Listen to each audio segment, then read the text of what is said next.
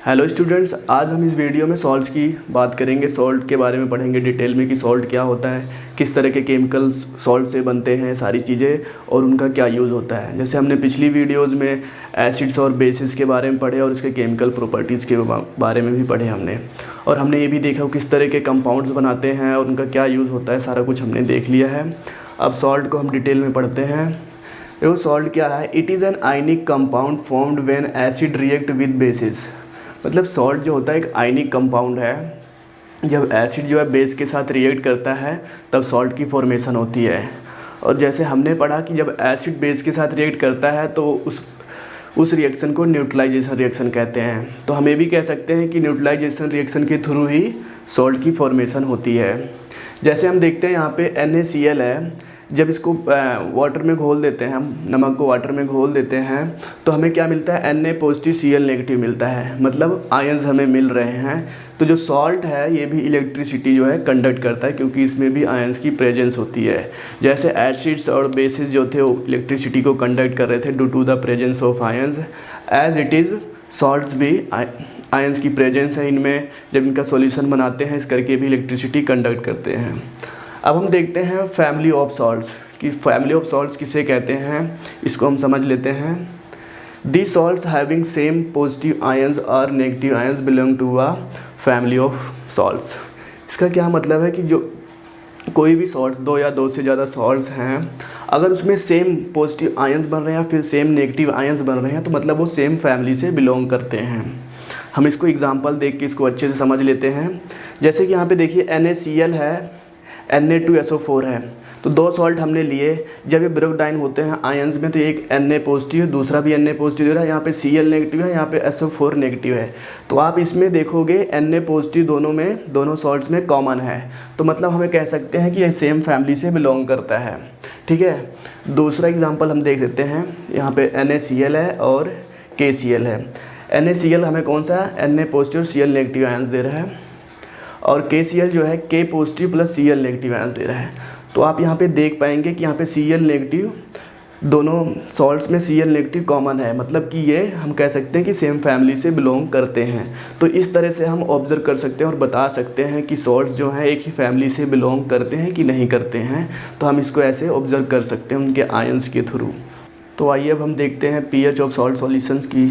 Salt का जो solutions होता है उसके pH क्या होते हैं। जैसे हमने बात किया कि जो सॉल्ट होता है वो न्यूट्रलाइजेशन रिएक्शन की वजह से फॉर्मेशन होती है। तो जो सॉल्ट होता है वो न्यूट्रल होता है, लेकिन कुछ सॉल्ट्स होते हैं जो सॉल्यूशंस में एसिडिक बिहेवियर शो करते हैं और कुछ जो है बेसिक बिहेवियर शो करते हैं। तो उसके पीछे क्या रीज़न है हम इसको जानते हैं। देखिए जो सॉल्ट है उसका जो सॉल्ट सॉल्यूशन तो उसका pH जो होता है, अगर न्यूट्रल सॉल्ट है तो उसका pH होगा 7 होगा। ठीक है, लेकिन सम सॉल्ट्स प्रोड्यूस एसिडिक और बेसिक सॉल्यूशंस। ऐसा क्यों करते हैं वही हम जानने जा रहे हैं। देखिए पहला है कि जब स्ट्रॉन्ग एसिड जो है स्ट्रॉन्ग बेस के साथ रिएक्शन में रिएक्ट करता है एक दूसरे के साथ, तो हमारे पास क्या बनता है, न्यूट्रल सॉल्यूशन बनता है सॉल्ट का। सॉल्ट जो होता है उसका न्यूट्रल सॉल्यूशन बनता है, उसका pH एग्जैक्ट 7 के बराबर होता है। ठीक है, तो उसमें कोई एसिडिक बिहेवियर नहीं शो करता, ना ही कोई बेसिक बिहेवियर नहीं शो करता, क्योंकि देखो एक स्ट्रॉन्ग एसिड जो है स्ट्रॉन्ग बेस एक दूसरे के साथ उसके इफेक्ट को न्यूट्रलाइज कर देते हैं, और हमारे पास जो सॉल्ट आता है, जो सॉल्ट का सॉल्यूशन आता है वो बिल्कुल न्यूट्रल होता है, उसमें कोई भी एसिडिक या फिर बेसिक बिहेवियर नहीं होता है, इसीलिए उसका pH एग्जैक्ट 7 के बराबर होता है। दूसरा पॉइंट है जब कोई स्ट्रॉन्ग एसिड वीक बेस के साथ रिएक्ट करता है तो जो सॉल्ट बनता है उसका नेचर जो होता है एसिडिक होता है, या फिर जो सॉल्यूशन बनता है सॉल्ट का उसका एसिडिक नेचर होता है। ऐसा क्यों, क्योंकि देखिए यहाँ पे जो बेस है वो वीक है और एसिड जो है स्ट्रॉन्ग है। जो स्ट्रॉन्ग है उसका जो इफ़ेक्ट है वो सॉल्यूशंस में आ जाएगा। ठीक है, इसलिए ये एसिडिक बिहेवियर शो करेगा, और उसका pH जो है 7 से कम होगा, क्योंकि 7 से कम होता है वही एसिडिक होता है। ठीक है, और थर्ड पॉइंट है जब वीक एसिड है और बेस जो है स्ट्रॉन्ग है और एक दूसरे के साथ रिएक्ट करते हैं, जो सॉल्यूशन बनता है सॉल्ट का वो बेसिक ही नेचर होता है। देखिए यहाँ पे क्या है, यहाँ पे एसिड वीक है और स्ट्रॉन्ग बेस है, तो जो स्ट्रॉन्ग होगा उसका जो कैरेक्टरिस्टिक्स होगा वो सॉल्यूशंस में आ जाएगा सॉल्ट के। तो इसी वजह से ये बेसिक सॉल्यूशन बना रहा है, और उसका pH जो होगा वो 7 से ज़्यादा होगा, क्योंकि जो बेसिक बिहेवियर होते हैं जिसका pH 7 से अबव होता है वही बेसिक बिहेवियर शोज करते हैं। तो इस तरह से हम इसको समझ सकते हैं कि जो सॉल्ट्स होते हैं और कब न्यूट्रल होते हैं, कब एसिडिक बिहेवियर शो करते हैं और कब बेसिक बिहेवियर शो करते हैं। अब कुछ केमिकल्स हैं जो सॉल्ट से बनते हैं, हम उनके बारे में पढ़ेंगे। जैसे कुछ सॉल्ट्स दिए हुए हैं हम उनके बारे में पढ़ेंगे, लेकिन इससे पहले हम पढ़ेंगे सोडियम क्लोराइड के बारे में, जो कॉमन सॉल्ट होता है जिसे हम डेली लाइफ में यूज़ करते हैं, उसके बारे में जान लेते हैं। और उन्हीं से बहुत सारे जो सॉल्ट्स हैं एक्सट्रैक्ट हुए हैं, उसी के थ्रू बने हुए हैं। तो पहले हम उसके बारे में पढ़ लेते हैं। तो सॉल्ट के कुछ केमिकल देखने से पहले हम कॉमन सॉल्ट के बारे में थोड़ा जान लेते हैं कि कॉमन सॉल्ट क्या होता है। देखो, कॉमन सॉल्ट जो है हमारी जो है कुकिंग के लिए यूज़ होता है, हमारी किचन में ईज़िली अवेलेबल रहता है। लेकिन हम देख लेते हैं इसको लेबोरेटरी में कैसे प्रिपेयर करते हैं। तो देखिए यहाँ पे NaOH है, मतलब सोडियम हाइड्रोक्साइड है, और प्लस HCl है, मतलब सोडियम हाइड्रोक्साइड जो है एक बेस है और HCl एक एसिड है। तो एक दूसरे का जब रिएक्शन होता है तो हमें NaCl मिलता है प्लस H2O, मतलब ये एक्वस सॉल्यूशन में होता है। जब इसका वाटर जो होता है ये एपोरेट हो जाता है तो हमें इसे सॉलिड की फॉर्म में हमें ये मिल जाता है। लेकिन जो बनाने की प्रक्रिया है इसमें लेबोरेटरी में ये स्मॉल स्केल में इसको बनाते हैं। तो लार्ज स्केल में हम इसको सी से ऑब्टेन करते हैं। जो सी का पानी होता है हमने देखा है कि वो काफ़ी खारा होता है, उसमें सॉल्ट की प्रेजेंस होती है। तो उसको हम कैसे उसमें से सॉल्ट ऑब्टेन करते हैं, तो आपने देखा होगा उसका एक प्रक्रिया होता है, क्यारियाँ बनाते हैं, उसमें उसके पानी को क्या करते हैं, स्टोर कर देते हैं उन क्यारियों में। और जब वो पानी 2-4 दिन में इवेपोरेट हो जाता है तो सॉल्ट्स वहाँ पे बच जाते हैं। तो इस तरह से लार्ज स्केल में हम सॉल्ट वहाँ से पा जाते हैं, लार्ज स्केल में सॉल्ट हमें मिल जाता है। जैसे कि गांधी जी की आपको दांडी यात्रा याद ही होगी, उन्होंने कुछ ऐसा ही किया था, आंदोलन जो किया था, और इसी थ्रू उन्होंने सॉल्ट्स ऑब्टेन किए थे। और कॉमन सॉल्ट जो है ये हमें अंडरग्राउंड डिपॉजिट से भी मिलता है, जिसे रॉक सॉल्ट्स भी कहते हैं। जो रॉक सॉल्ट्स होते हैं वो काफ़ी इम्प्योर होते हैं, ब्राउन कलर में होते हैं, उनको प्योरीफाई करना पड़ता है। जैसे कि हमें अंडरग्राउंड डिपॉजिट्स में कोयल वगैरह मिलते हैं, ऐसे ये रॉक सॉल्ट्स भी मिलते हैं। तो आगे हम देखते हैं इसके कुछ केमिकल्स जो इसके थ्रू बनाए जाते हैं। तो हम सबसे पहला केमिकल कंपाउंड देखते हैं जो सॉल्ट से बनता है, होता है सोडियम हाइड्रोक्साइड, जिसे हम कॉस्टिक सोडा भी कहते हैं। ठीक है, हम देखते हैं इसकी फॉर्मेशन कैसे होती है, कॉमन सॉल्ट से इसे कैसे प्रिपेयर किया जाता है। When electricity pass through an aqueous solution of sodium chloride, it decomposes to form sodium hydroxide, chlorine and hydrogen gas. अब एक चीज़ आपने याद रखना है, यहाँ पे जो सोडियम क्लोराइड का सॉल्यूशन होता है उसको ब्राइन भी बोलते हैं। ठीक है, जब इसमें से इलेक्ट्रिसिटी पास करते हैं तो ये डिकम्पोज हो जाता है, मतलब इसका इलेक्ट्रोलाइसिस हो रहा है। हमने पहले भी पढ़ा है फर्स्ट चैप्टर में कि जिसमें से इलेक्ट्रिसिटी पास करके किसी चीज़ को डिकम्पोज करते हैं उसे इलेक्ट्रोलाइसिस रिएक्शन कहते हैं, तो डिकम्पोजिशन रिएक्शन कहते हैं। तो यहाँ पे देखिए इलेक्ट्रोलाइसिस होने के बाद क्या मिल रहा है हमें, NaOH सोडियम हाइड्रोक्साइड मिल रहा है, हमें हाइड्रोजन गैस मिल रही है और क्लोरीन मिल रही है। ठीक है, तो यहाँ पे आप एक चीज़ आपको याद रखना है, जो ये प्रोसेस है बनने का, इस प्रोसेस को क्लोर एल्कली प्रोसेस भी कहते हैं। क्लोर एल्कली प्रोसेस इसलिए कहते हैं, क्लोर का मतलब होता है क्लोरीन की फॉर्मेशन, ये इसको क्लोरीन की फॉर्मेशन को इंडिकेट करता है, और एल्कली जो है सोडियम हाइड्रोक्साइड कॉस्टिक सोडा को इंडिकेट करता है। तो आपने याद रखना है, कई बार ऐसे पूछ लेते हैं कि क्लोर एल्कली प्रोसेस क्या होता है, तो आपने यही चीज़ इसमें एक्सप्लेन करनी है। और एक चीज़ आपने ये भी ध्यान रखनी है, जो कॉस्टिक सोडा है, जो सोडियम हाइड्रोक्साइड की फॉर्मेशन हो रही है और हाइड्रोजन गैस की फॉर्मेशन हो रही है, वो कैथोड पे बनता है, और जो क्लोरीन है वो एनोड पे बन रही है। तो इस चीज़ का आपने याद रखना है, इस चीज़ को आपने माइंड में रखना है। और उसके बाद हम इसके कुछ यूजेस देख लेते हैं। ठीक है, तो जो सोडियम हाइड्रोक्साइड के यूजेस हैं, इसे सोप और डिटर्जेंट बनाने के लिए यूज़ किया जाता है। आर्टिफिशियल टेक्सटाइल फाइबर्स भी बनाए जाते हैं इससे, इसके यूज़ में भी इसका यूज़ होता है। और उसके बाद इसको ऑयल रिफाइनिंग में इसको यूज़ करते हैं, डाई वगैरह बनाने में और ब्लीच वगैरह बनाने में इसका यूज़ करते हैं। और फोर्थ इसका यूज़ है मैन्युफैक्चरिंग ऑफ पेपर की मैन्युफैक्चरिंग में सोडियम हाइड्रोक्साइड का यूज़ होता है। और हम साथ ही साथ देख लेते हैं कि क्लोरीन का क्या यूज़ है और हाइड्रोजन का क्या यूज़ होता है। तो जो क्लोरीन का यूज़ है, इसको क्या करते हैं, जो ड्रिंकिंग वाटर होता है उसको सेफ बनाने के लिए, मतलब उसमें बैक्टीरिया को किल करने के लिए ड्रिंकिंग वाटर में क्लोरीन का यूज़ होता है, या फिर किसी स्विमिंग पूल में यूज़ करते हैं बैक्टीरियाज को किल करने के लिए। और ब्लीचिंग पाउडर को बनाने के लिए भी क्लोरीन का यूज़ होता है। और थर्ड वन, इससे हम HCl बनाते हैं, एसिड बना देते हैं। और PVC पॉलीविनल क्लोराइड भी बनाते हैं इससे, पेस्टिसाइड्स भी बनाते हैं कीड़ों को मारने के लिए, और पेंट वगैरह या फिर डाई स्टफ़ वगैरह भी हम क्लोरीन से प्रिपेयर करते हैं। और क्लोरीन का एक मोस्ट ज़्यादा यूज़ है कि making of solvent, dry cleaning का जो सॉल्वेंट होता है ड्राई क्लीनिंग का, उस सॉल्वेंट जो है क्लोरीन की हेल्प से बनता है। और हम देखते हैं हाइड्रोजन का क्या रोल होता है, क्या यूज़ होता है। इससे HCl बनता है, मेथनॉल बनता है, फ्यूल जो रॉकेट में फ्यूल यूज़ होता है वो हाइड्रोजन होता है, वो लिक्विड की फॉर्म में होता है, वो यूज़ होता है। और अमोनियम बनाया जाता है फर्टिलाइज़र्स के लिए, जो अमोनियम फर्टिलाइज़र्स के लिए बनाया जाता है वो H2 हाइड्रोजन गैस की हेल्प से बनाया जाता है। तो हमने देखा सोडियम हाइड्रोक्साइड कैसे प्रिपेयर होता है और इसके क्या यूजेस हैं, और इसके साथ में जो दो गैसेज निकल रही हैं हाइड्रोजन गैस और क्लोरीन गैस, इनके भी क्या यूजेस। तो आइए अब दूसरा हम केमिकल कंपाउंड देखते हैं जो सॉल्ट से बनता है। दूसरा होता है ब्लीचिंग पाउडर। ब्लीचिंग पाउडर कैसे बनता है हम देख लेते हैं।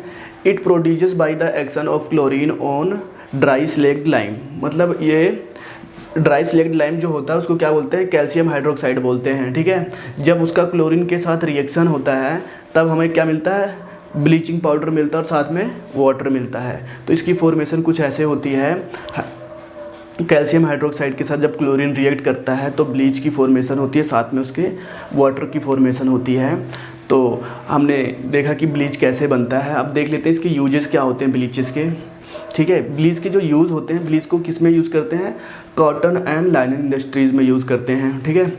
कॉटन और लाइनन इंडस्ट्रीज़ में यूज़ करते हैं कि जो कॉटन होते हैं, लाइनन होते हैं, उनको ब्लीच करने के लिए इनका यूज़ होता है। जो वुड पल्प होते हैं पेपर इंडस्ट्रीज़ में, जो जिससे पेपर बनता है, जो जिस लकड़ी से पेपर बनता है उसको ब्लीच करने के लिए इसका यूज़ होता है। और तीसरा इसका यूज़ है oxidizing, as a oxidizing agent use होता है इन केमिकल इंडस्ट्रीज़ में। ऑक्सीडाइजिंग इंडस्ट्रीज़ में केमिकल इंडस्ट्रीज़ में ऑक्सीडाइजिंग एजेंट के तौर पे इसका यूज़ होता है। इसकी वजह से बहुत से जो दूसरे कंपाउंड होते हैं साथ वाले, वो क्या होते हैं, ऑक्सीडाइज हो जाते हैं, तो इसलिए इसको ऑक्सीडाइजिंग एजेंट बोलते हैं, ठीक है। और इसका फोर्थ यूज़ होता है डिसइंफेक्टिंग ऑफ ड्रिंकिंग वाटर। जो हमारा वाटर होता है ड्रिंकिंग वाटर, उसे प्योर करने के लिए, उसे बैक्टीरिया से सेव करने के लिए इसका यूज़ किया जाता है। तो हम तीसरा केमिकल कंपाउंड देखते हैं जो कॉमन सॉल्ट से बनता होता है, बेकिंग सोडा, जिसका फॉर्मूला होता है NaHCO3, सोडियम हाइड्रोजन कार्बोनेट। अब हम देख लेते हैं इसकी प्रिपरेशन कैसे होती है। जैसे सॉल्ट होता है हमारा कॉमन सॉल्ट NaCl, उसका सॉल्यूशन होता है, उसमें वाटर की प्रेजेंस तो होती है, और उसके साथ में कार्बन डाइऑक्साइड और अमोनियम को कंबाइन कर देते हैं, और उसके बाद फिर हमें क्या मिलता है, ammonium chloride plus sodium hydrogen carbonate, baking soda. तो इस तरह से इसकी प्रिपरेशन होती है। और इसकी कुछ प्रॉपर्टीज़ हैं, हम प्रॉपर्टीज़ को देख लेते हैं। प्रॉपर्टीज़ ये होती है, it is mild non corrosive base. Mild मतलब ये सॉफ्ट होता है, नॉन कोरोसिव मतलब लॉन्ग टाइम तक ये चलता है, ठीक है, ख़राब नहीं होता। और उसके बाद when it is heated during cooking, हम जैसे जानते जो बेकिंग सोडा होता है ये कुकिंग में यूज़ होता है। जैसे आपने देखे होंगे चने वगैरह जब हम कुक करते हैं, पकाते हैं, तो उसको जल्दी पकाने के लिए हम उसमें बेकिंग सोडा वगैरह यूज़ करते हैं। तो ठीक है, जब इसकी कुकिंग होती है, जब इसका हीटअप होता है कुकिंग में, तो इसके साथ कौन सा इक्वेशन बनती है देख लेते हैं हम। जब बेकिंग सोडा जो होता है कुकिंग में यूज़ होता है, हीटअप होता है, तो क्या देता है, sodium carbonate, water and carbon dioxide. तो हमें ये तीन प्रोडक्ट मिलते हैं जब ये हीटअप होता है, ठीक है। तो यहाँ कार्बन डाइऑक्साइड का एक रोल भी होता है, हम देख लेते हैं कैसे, जब इसके यूजेस होते हैं। इसके यूजेस हम पढ़ते हैं इसमें। तो जो बेकिंग सोडा है ये एंटी एसिड की तरह यूज़ करते हैं। जैसे बहुत सारे मेडिसिन्स वगैरह होती हैं, उसमें ये एंटी एसिड की तरह यूज़ किया जाता है। जैसे कि हमने पहले भी बात की है, जैसे किसी को एसिडिटी हो जाती है तो उसको बेकिंग सोडा का घोल देते हैं। जैसे इनो वगैरह होता है, उसमें क्या होता है, उसमें बेकिंग सोडा की प्रेजेंस होती है, ठीक है। तो इसको एज आ एंटी एसिड यूज़ करते हैं। दूसरा इसका यूज़ होता है फायर एक्सटिंग्विशर में इसका यूज़ करते हैं, क्योंकि इसमें CO2 की प्रेजेंस होती है, जिसकी वजह से ये आग बुझाने में हेल्प करता है, ठीक है। और इसका तीसरा यूज़ है मेकिंग बेकिंग पाउडर। देखो, बेकिंग सोडा से हम बेकिंग पाउडर बनाते हैं, और जो बेकिंग पाउडर होता है उसे हम केक ब्रेड वगैरह में यूज़ करते हैं, उसको सॉफ्ट बनाने के लिए, उसको स्पॉन्जी बनाने के लिए। एक चीज़ का आपने ध्यान रखना है कि जो ये स्पॉन्जी बनता है वो CO2 की प्रेजेंस की वजह से बनता है, ठीक है। और जो बेकिंग पाउडर बनाते हैं वो क्या करते हैं, जो बेकिंग सोडा होता है उसको लेते हैं और उसके साथ टार्टेरिक एसिड का मिक्सअप करते हैं, और उसके बाद हम बेकिंग पाउडर बनाते हैं। टार्टेरिक एसिड जो होता है हमें टमाटर से मिलता है, टमाटो से मिलता है, ठीक है। तो इस चीज़ का आपने ध्यान रखना है कि हम इसको कहाँ कहाँ यूज़ करते हैं। तो अब हम चौथा केमिकल कंपाउंड पढ़ने जा रहे हैं जो सॉल्ट से बनता है, वो होता है वॉशिंग सोडा। ठीक है, अब देखते हैं वॉशिंग सोडा कैसे बनता है।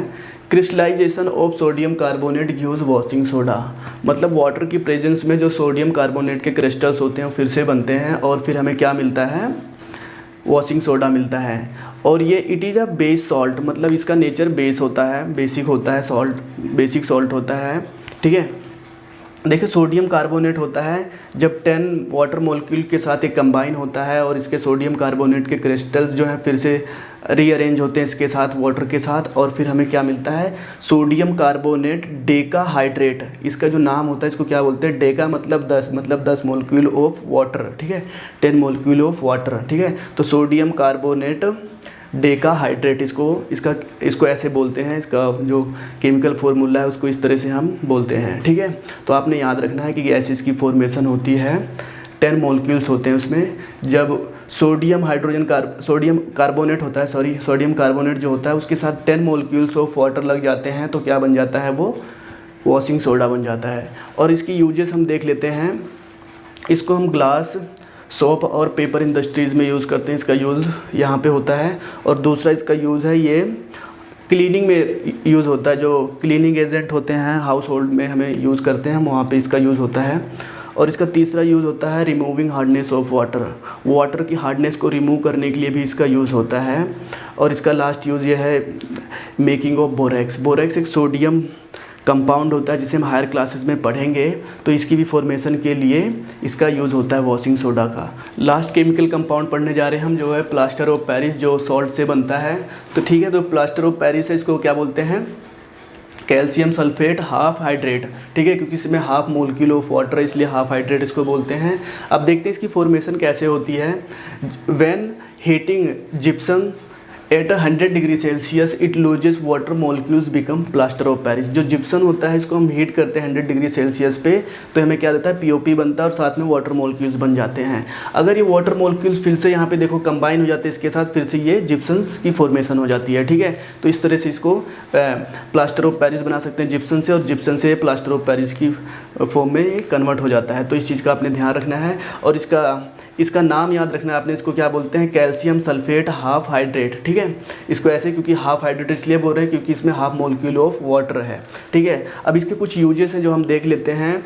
डॉक्टर्स जो हैं, जो फ्रैक्चर्ड बोन होती है उनको सपोर्ट करने के लिए इसका यूज़ करते हैं ताकि बोन्स जो है अपनी सही जगह पे फिक्स हो जाएं। ठीक है, तो उसके लिए डॉक्टर्स यूज़ करते हैं। और दूसरा है टॉयज़ वगैरह जो बनते हैं वो इससे बनते हैं, प्लास्टर ऑफ पेरिस की हेल्प से बनते हैं। और कुछ डेकोरेटिव मटेरियल्स भी हैं जो प्लास्टर ऑफ पेरिस से बनते हैं। तो ये दूसरा यूज़ है इसका। तीसरा यूज़ है इसको सरफेस को स्मूथ बनाने के लिए, किसी भी सरफेस, जैसे आपने देखी वॉल वगैरह क्या होती है, कहीं पे उसमें गड्ढे वगैरह होते हैं तो उसको स्मूथ बनाने के लिए पीओपी अप्लाई करते हैं, प्लास्टर ऑफ पेरिस अप्लाई करते हैं।